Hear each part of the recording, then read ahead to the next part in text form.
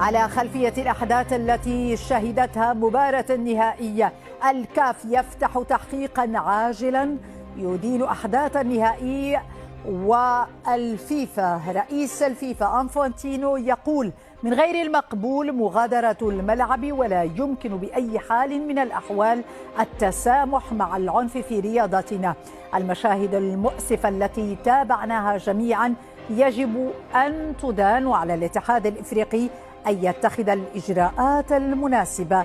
نقرأ في بيان أنفانتينو: ما وقع هو أنه قبل ما ضربة جزاء دياز كان هناك هدف لمنتخب السنغال، لكن ما وقع ونحن كنا حاضرين في الملعب أن الحكم الكونغولي ندالا مباشرة بعد دفع المهاجم السنغالي لأشرف حكيمي فهو أعلن أو أطلق صافرته. حينما الحكم يطلق صافرته فالكل يتوقف، لا يمكن العودة للفار. في لقطة الحكم أطلق صافرته، فالهدف لم يحتسب في ظل تواجد خطأ واضح، وفي ظل أن الحكم أعلن عن الصافرة قبل انتهاء الهجمة. هذه أول نقطة. النقطة الثانية ضربة جزاء إبراهيم دياز التي كانت واضحة. غرفة الفار بقيادة الغابوني آتشو طلب من دالا العودة للفار. حين عاد للفار وقرر وصول اللاعب المدافع متأخرا ودفعه بشكل واضح للاعب دياز، قرر أن هناك ضربة جزاء واضحة. هنا تغيرت الأمور. ما وقع هو أن المدرب فيها مدرب منتخب السنغال دفع بلاعبيه لمغادرة الملعب، دفعهم لمغادرة الملعب، الأمر الذي دفع أيضا جماهير السنغال بالتي تصرفت بعضها ببعض التصرفات التي كانت خارج إطار كرة القدم.